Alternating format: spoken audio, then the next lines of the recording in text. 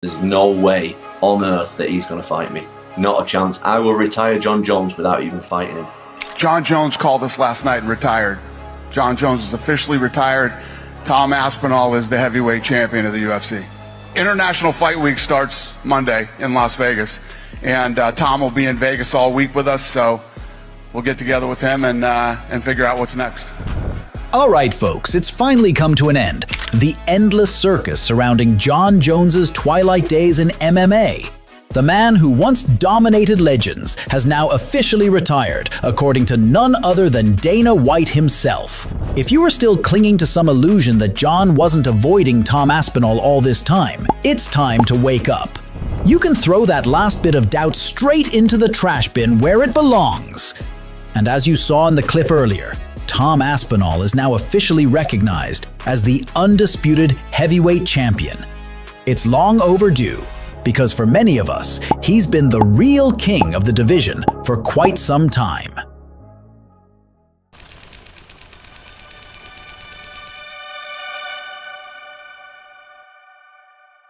It's wild to think that the same guy I idolized growing up, who dismantled everyone at light heavyweight, chose to bow out like this.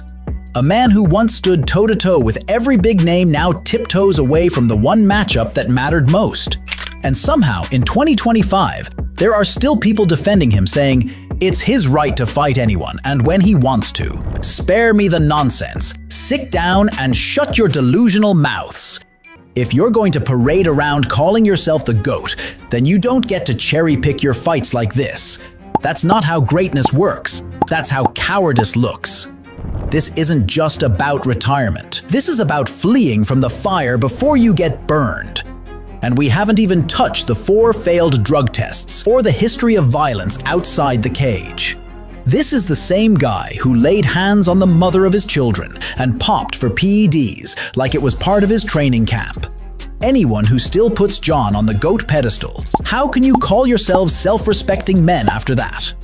All while pretending like he hasn't wasted months, no years, playing these games with fans, the UFC, and the entire heavyweight division. After finishing Miocic last November, Jon told the world he'd continue fighting if the UFC met his terms.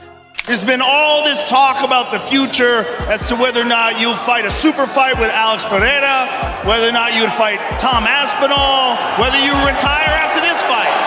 I know we'd all love to see you keep going. How do you feel right now? I decided that maybe I will not retire, and we have some negotiating to do. And if everything goes right, maybe we'll give you guys what you want to see. And guess what? The UFC was willing to pay the price, the rumored $30 million for a Tom Aspinall fight. If for whatever reason it falls apart and we never get to see Jon Jones versus Tom Aspinall, the UFC is not to blame. I really think the UFC has done everything that they could to make it happen. That would have been the biggest payday in the promotion's history, and Dana was ready to sign the check. But the thing is, Jon never thought they'd actually agree. I think ultimately who will decide whether or not this fight happens or not is Jon Jones. All right, they have to meet whatever number, right? That 30 million was thrown out. The UFC has met all the demands. He thought he could just price himself out and walk away untouched like he did with Francis Ngannou. It was textbook Jon Jones. Set absurd demands, act shocked when they're accepted, then vanish. This wasn't negotiation. It was manipulation. He dodged Ngannou, and now he's ducked Aspinall too, the 2 scariest threats in the history of this sport.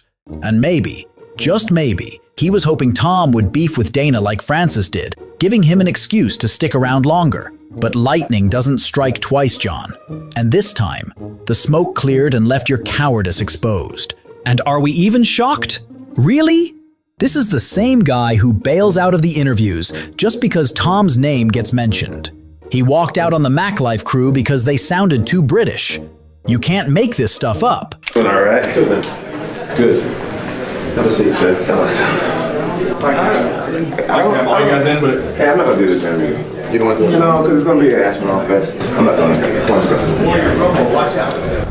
then bailed on the Full Send podcast the moment Aspinall's name came up? What would it take to fight Tom Aspinall from the UFC? Like, what does the UFC got to do? Said something real wild on off the cuff. I'll see you guys later. That's it. Yeah, All right. Thanks for the happy John beer. Jones, the legend. It's not just fear of fighting, it's fear of even talking about the guy. How can someone who's already achieved so much simultaneously be this much of a coward? He constantly flexes about his millions, yet runs from the biggest check he's ever been offered. This was legacy money, generational wealth, and he walked away to protect his fake crown because he's terrified by the very idea of being defeated fair and square inside the octagon. For me, I'm so connected to winning, probably not even healthy. You know, like I see fighters that take losses and they smile, they hug their wives, and they, you know, hey, better luck next time. If I were to ever lose, I would be devastated. I'd be angry and I'd be upset and depressed. But here's the irony. Even if Tom had knocked him stiff in the first round, it wouldn't erase his previous 15-year of total dominance. Real fans would still respect his legacy in 205. But the thing is, his behavior over the last 2 years and this escape hurts his legacy more than any knockout ever could. I get that Tom is an exciting fighter. I get that finally, after 16 years, we found somebody who's 7 years younger than me and 30 pounds bigger than me. Like, we finally found someone who may give me a great challenge. And everyone wants to see it so bad. But for me, it's like, what's in it for me? He changes nothing if I beat him. It was a surrender. He'd rather leave the belt behind than risk losing it like a man in the cage. So instead, he retires to make it seem like he gave up the strap voluntarily. That way he can spin the narrative. I vacated, I wasn't stripped, and his fanboys will eat it up. But semantics don't matter here. Truth does. And the truth is, John Jones ran from the fight of his life and completely ruined his legacy. It's not about you, John. It's not about your life. It's not about your story. If you want to enjoy your life, if you want to be a part of a reality show, if you want to take that money and delay things and hold someone else's dreams back from becoming a reality, that is ducking, because there is a time-honored tradition in this business, in the sport, in combat sports, that the whole thing has to move along. It's not about your story. Your story is great and you're living your best life, great. Get rid of that belt. If you want to do that, great. No one will begrudge you. Everyone thinks you've done enough. Now allow someone else to have that same story. You are holding him back. Sure, he'll claim it was his choice, that he told the UFC long ago he was done. But if that's the case, then this entire clown show is on Dana White. Because Dana let this drama drag on for months when he should have seen the writing on the wall in January. Stop riding Jones. Shut the f*** up. Look at the stats, read them. Best of all time, and he is the pound-for-pound best fighter in the world. Ride that, mother. The second John asked for $30 million and then dipped to Thailand to film reality TV. That should have been the red flag. You don't disappear in the middle of negotiations unless you're trying to stall. And if that wasn't enough, how about when John verbally agreed to the fight, only to immediately start tweeting about retirement again?